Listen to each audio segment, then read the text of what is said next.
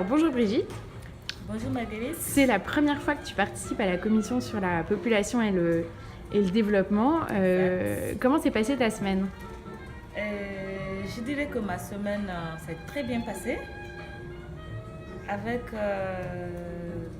de nouveaux visages, de nouveaux partenaires, une nouvelle façon de s'organiser pour pouvoir porter et pour pouvoir atteindre l'objectif commun que l'ensemble des partenaires, que l'ensemble des participants se fixe. Comment se sont passées tes relations avec la délégation du Burkina Faso à l'ONU?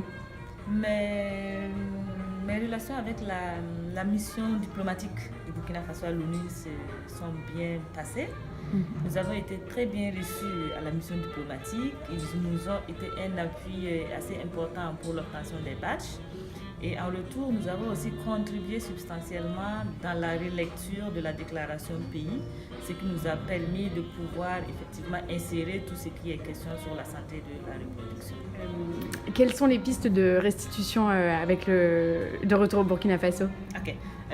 Du retour au Burkina Faso, très rapidement, nous allons organiser une rencontre de restitution de tout ce que nous avons pu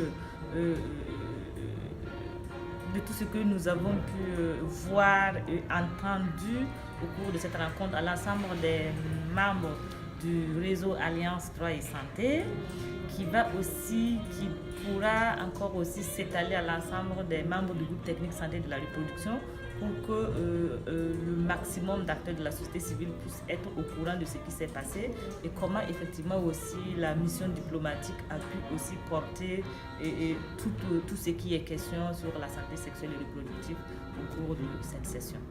Et comment tu envisages les choses dans les années à venir quant à la participation de la société civile d'Afrique de l'Ouest aux commissions sur la population et le développement? Je pense que pour les années à venir, ce que nous allons faire, nous allons tenter d'avoir une organisation assez solide et conséquente avec l'ensemble des acteurs de la société civile avant même la session pour que nous réellement nous puissions nous préparer, prendre effectivement aussi attache avec les autorités et ainsi faire aussi les liens avec la mission diplomatique pour qu'ensemble, de la base, qu'au niveau de la mission diplomatique, nous puissions effectivement pouvoir s'enregistrer et pouvoir être présentes à toutes les sessions réellement qui rentreront dans le cadre des thèmes que nous allons défendre.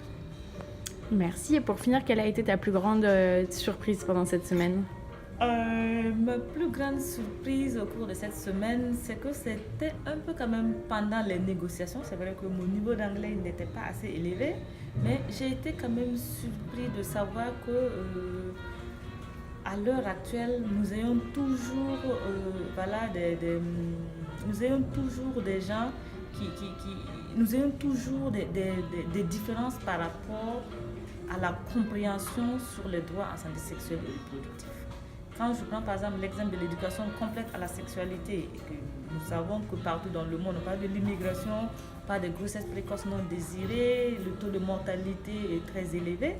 Et si jusqu'à ce jour, nous avons toujours des difficultés, nous avons toujours des résistances par rapport à la diffusion de l'information, par rapport au fait de donner l'information et la vraie aux jeunes pour pouvoir avoir une sexualité responsable, ça m'a un peu quand même choquée parce que je pense quand même que c'est une rencontre de haut niveau et que ces personnes qui étaient là ne devaient plus être à ce niveau. Ça devait être des gens qui devaient être encore en tout cas à un niveau très élevé pour pouvoir permettre ou bien accompagner cette opportunité d'offre d'informations précises à cette jeunesse. Ça marche. Merci beaucoup. Merci.